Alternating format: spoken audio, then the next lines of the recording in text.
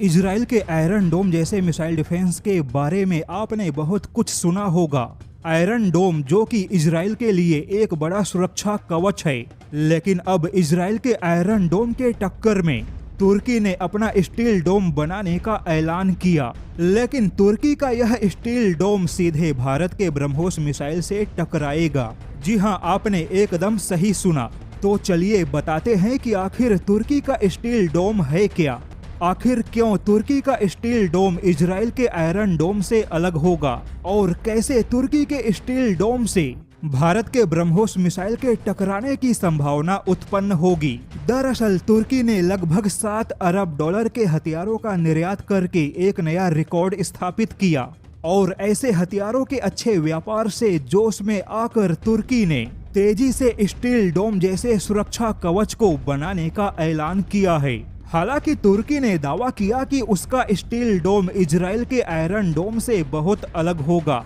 जैसे कि इजराइल के आयरन डोम की मारक क्षमता 4 किलोमीटर से लेकर 70 किलोमीटर है, लेकिन तुर्की ने अपने स्टील डोम के मारक क्षमता का खुलासा तो नहीं किया, किंतु दावा किया कि तुर्की के स्टील डोम में कम से कम दूरी और ज्यादा से ज्यादा दूरी, कम से कम ऊंचाई और अधिक से अधिक ऊंचाई तक मार करने की क्षमता होगी। यानी कि तुर्की के स्टील डोम में शॉर्ट रेंज और लॉन्ग रेंज दोनों प्रकार के मिसाइल डिफेंस मौजूद होंगे। तुर्की ने दावा किया कि वह नाटो संगठन का सदस्य है, लेकिन फिर भी नाटो संगठन के सदस्य देशों ने तुर्की को कभी मजबूत हवाई रक्षा प्रणाली नहीं दी। हवाई रक्षा प्रणाली के मामले में तुर्की को नाटो संगठन से हमेशा निराशा हाथ लगी।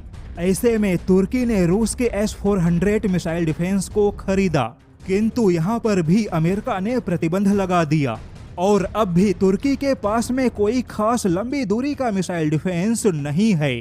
ऐसे में तुर्की ने स्टील डोम जैसे मिसाइल डिफेंस के प्रोजेक्ट को लॉन्च किया और दावा है कि तुर्की का यह अकेला प्रोजेक्ट तुर्की के सभी प्रकार के हवाई रक्षा प्रणाली के आवश्यकता को पूरा करेगा।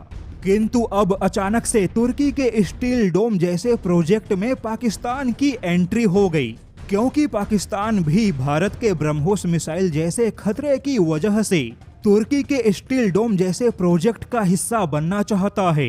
अब यहाँ पर पाकिस्तान द्वारा तुर्की के स्टील डोम जैसी परियोजना में दिलचस्पी दिखाने से पाकिस्तान के पास मौजूद चीनी मिसाइल डिफेंस पे सवाल खड़े हो गए। कहीं ना कहीं पाकिस्तान मानता है कि चीनी मिसाइल डिफेंस भारत के ब्रह्मोस मिसाइल को रोकने में सक्षम नहीं है। अब ऐसे में संभावना है कि तुर्की का स्टील डोम भविष्य में भारत के ब्रह्मोस मिसाइल से टकरा सकता है।